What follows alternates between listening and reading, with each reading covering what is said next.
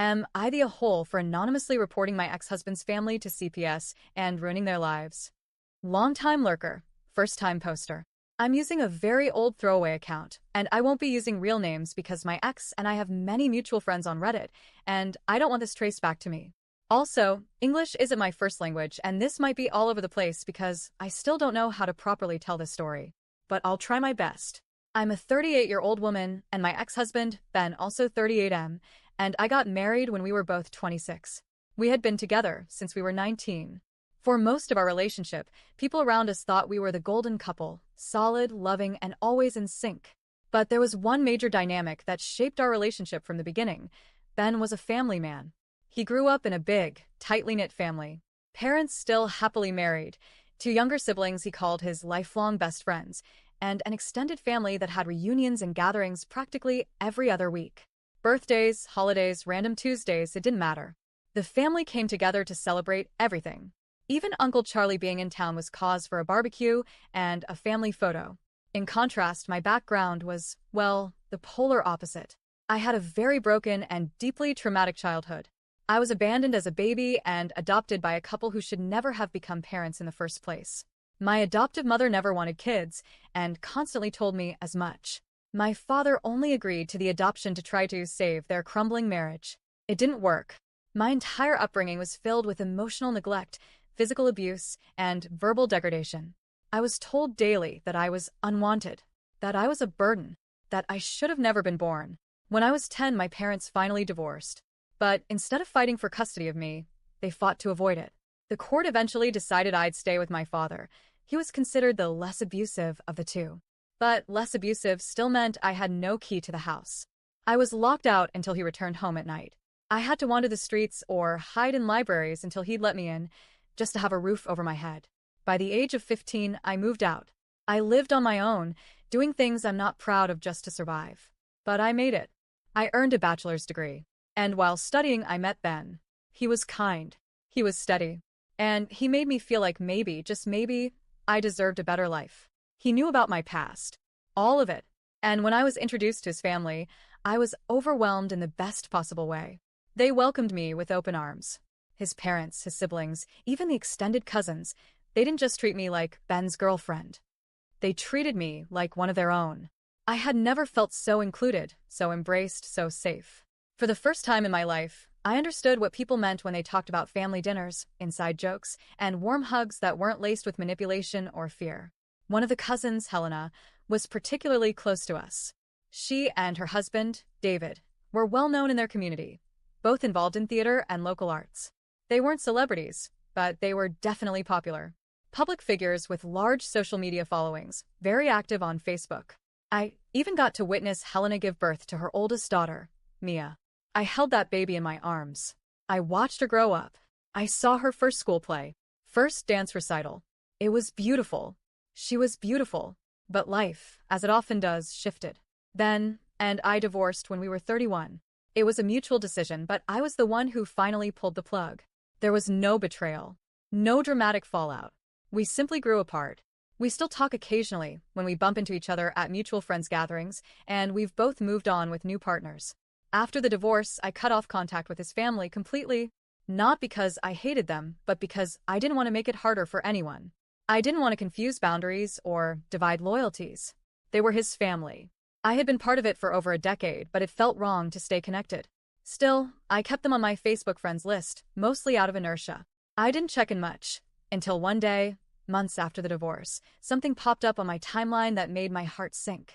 Helena had made a public post. Not friends only. Not restricted. Public. It called out 3 young girls by full name, accusing them of bullying Mia. According to the post, Mia, then 11 years old, had developed an eating disorder.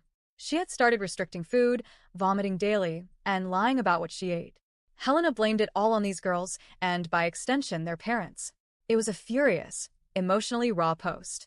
And I could understand the pain behind it. But the way it was handled? I was horrified. And then came more posts. Over the next 6 months, Helena and David began checking in at youth psychiatric hospitals, often using crying emojis, captions like, "Oh no, here again." They posted baby pictures of Mia, paired with heartbreaking captions like, "Remember when life was beautiful, sweet girl?" They even posted photos of her bare spine and stomach, showing how thin she had become. Again, these were fully public. I couldn't believe what I was seeing. It felt like Mia's pain, her trauma, was being performed for likes and sympathy. Her body, her suffering, was being broadcast to thousands. There was no protecting her privacy.